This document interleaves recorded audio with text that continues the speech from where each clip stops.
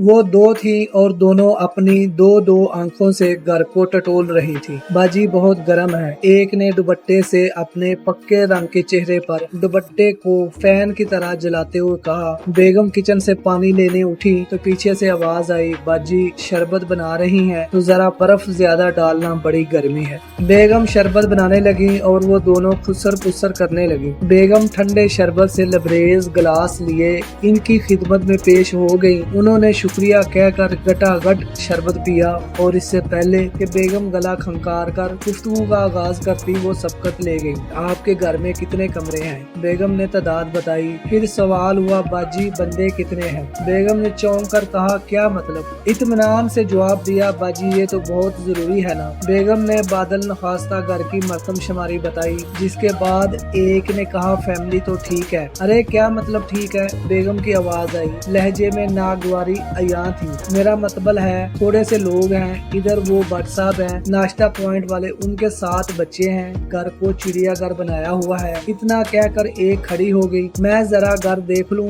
मोहतरमा ने ये इजाजत नहीं ली थी बल्कि अतला दी थी। मसूफा घर की इंस्पेक्शन के लिए उठी और शोहर का जायजा भी लेकर सोफे पर बैठते ही दोबारा खड़ी हो गई। मैं जरा वाशरूम देख आऊं। और वो वाशरूम देखने के बाद कहने लगी, कमोड वाले की टंकी खराब है। बेगम ने शर्मिंदा शर्मिंदा लहजे में असबात में जवाब दिया, वो हाँ बस इनके पास टाइम ही नहीं होता, बहुत बिजी होते हैं। अच्छा साहब प्लम्बर हैं। सवालिया लहजे में अच्छा को खूब खींच कर अदा होने वाले इस जुमले ने शोहर का दिल जलाकर कबाब कर दिया। और फिर सितम ये कि बेगम साहबा इनके बयानिए की तरदीद करती। जट से कहा, इन दिनों प्लम्बरों का काम भी बड़ा है, गर्मियां है ना। वो प्लम्बर नहीं सहाफी हैं। बेगम ने जलकर तसी की। साफी ना समझने के अंदाज में दोहराया गया और इससे पहले कि वो शोहर को सफाई वाला बना देती, शोहर गला खंकार कर मैदान में आ गया। जी मैं दिमाग की सफाई करता हूँ। आपका इंटरव्यू खत्म हो गया हो तो हम भी कुछ पूछ लें। उन्होंने झट से सर पे दुपट्टे दुरुस्त कर लिए। उनके चेहरे के तासरात बता रहे थे कि बेगम के साथ इन्हें भी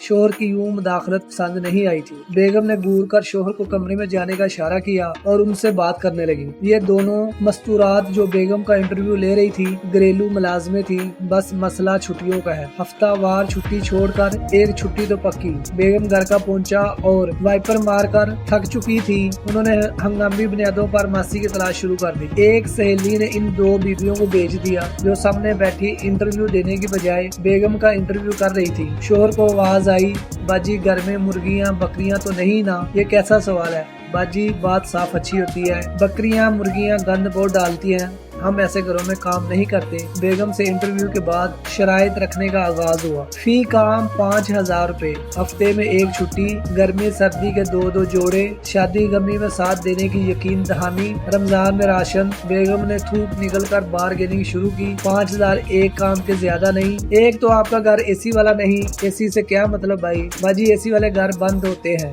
डस्टिंग नहीं करनी पड़ती। आपके घर में तो काम भी बहुत है। अच्छा एक बात और, वो क्या? हमने मर्दों के गंदे कपड़े नहीं धोने। ये क्या बात हुई? और कैसे गंदे कपड़े? तुमने कौन सा हाथों से धोने हैं? ऑटोमेटिक मशीन है वो। हमें ना पीर साहब ने नामहरमों के कपड़ों को हाथ लगाने से मना किया हुआ। बेगम ने बारगेनिंग की तरफ आने की कोशिश की लेकिन 5000 फी काम इनका पक्का रेट था। वो कहने लगी, बाजी बहुत मुनासिब पैसे हैं, घर भी आपका बहुत दूर है। और इससे पहले कि बेगम साहब हाँ कर डालती, शोहर ने आवाज लगाई, भाई बेगम इनसे पूछना कि इनके घर आसपास कोई मकान खाली है। बेगम ने मुदाखलत पर जग जला कर कहा, आपको क्या करना है भाई, वही घर ले लेते हैं, इनको आने जाने में आसानी होगी। शोहर का तंज नाजुक मिजाज मासियों को बुरा लग गया। वो मुंह बनाकर निकल गयी और शोहर बेगम की शोला बार नजरों को नजरअंदाज करते हुए फरमाइशी नौकरियों की मतलाशी मासियों को गुड़ बढ़ाता हुआ जाता देखता रहा और देखता चला गया। अगर आपके घर में भी मासी के इतने नखरे हैं, एक कमेंट करके जरूर बताएं।